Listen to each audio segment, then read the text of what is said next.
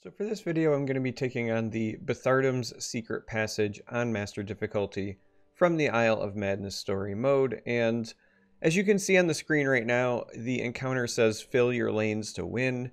When you start the encounter, you'll have a support that's indestructible that says at the start of your turn, if both your lanes are filled with creatures, you win the game. Now, to beat this, I used a Tribunal control list, and I'm going to hop right in.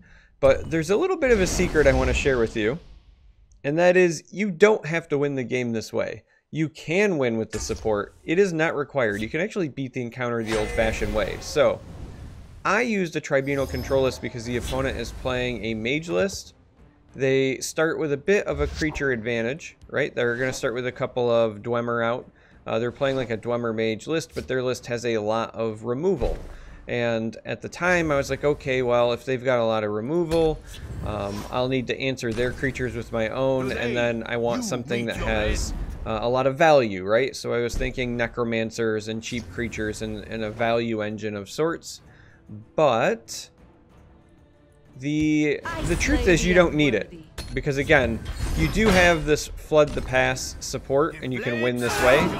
But it is not required. You can win this the old-fashioned way, so the reality is you could probably beat this encounter even with, oh, I don't know, like aggro warrior, right? With Withered Hand cultists or something along those lines. So for the most part, this is just going to play like a pretty standard game in terms of like playing your control list.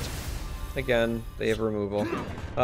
You're gonna fall behind early game as you try to fight for control of the board, and then eventually you'll stabilize. And when that happens, you'll, hopefully anyway, turn some things around. There we go, we'll draw a guard. Guard's gonna die, sure, but should soak some damage. Get rid of the ward, that's helpful as well.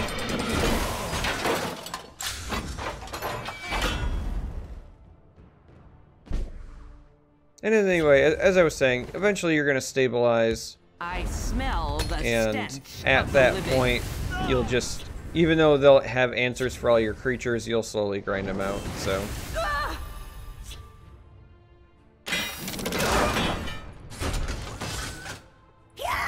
Should be fine here.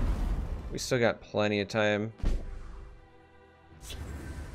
to do silly things. So we're actually going to play Iron over here. Because I want to be able to doppelganger Iron. For the glory of lost Almeries. Even though we only have the one action right now. I was just about to say we might get more. But on top of that, multiple Irons means that the costs also come down. So that is also important. Hey look, there's a Necromancer like I was talking about. So we'll go ahead and copy this. Get that Javelin back. Sadly, still don't have enough for the Javelin, but we can go ahead and do this. History shall remember this day. Get an attack in. This is, I was going to say, probably not going to trade.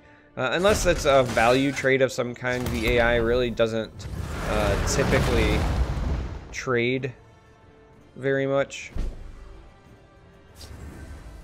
Couple of different ways we could tackle this, but I think that this still makes the most sense.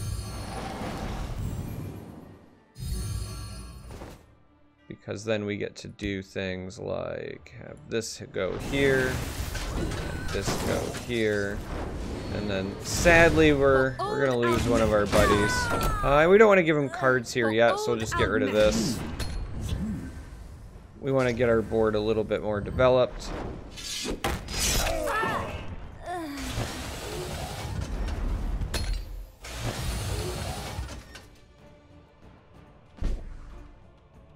But we're well on our way to stabilizing. For old Almeries. So we'll go ahead and poke this.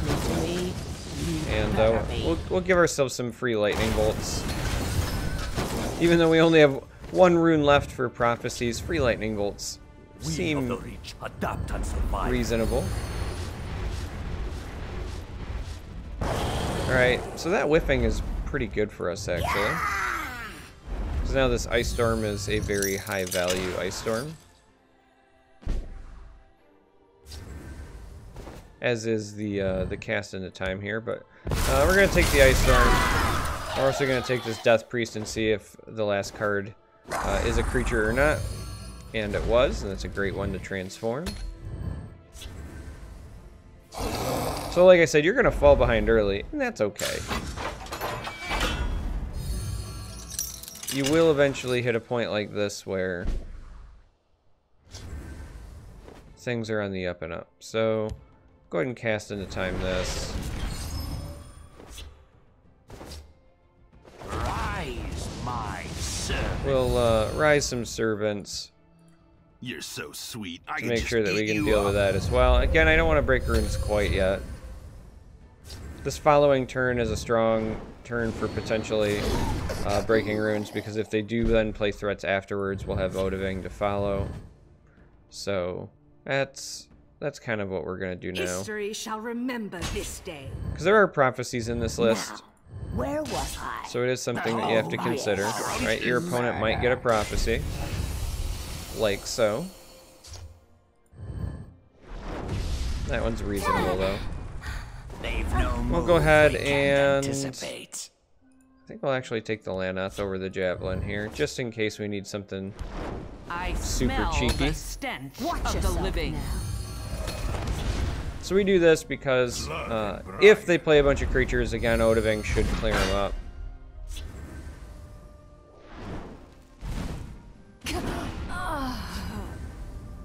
And they really didn't even play a bunch of creatures, so. Behold my power. Wrong place for We're gonna go ahead and get our damage in. Now, where And was I? this is going to be the encounter, because Lanath here is going to be kind enough, this is why we picked Lanath, to go find us one of those free lightning bolts, and we can use that to finish it. So, as I said, you have this, and you can try to win with this if you want, but it's not required. In fact, I actually think it's harder to try to win with Flood the Past than it is to just win the good old-fashioned traditional way. So, you can play kind of whatever you want. You can, like I said, do aggro warrior if you want. Slow them down with Withered Hand cultists. You can play this control list. You can play other control lists. Kind of whatever you want. But that's it. So if you were struggling, maybe you thought you had to win with the support. Now you know the trick is you can win whatever way works best for you. Hopefully this helped. Thanks for watching, and until next time, may you walk on warm sands.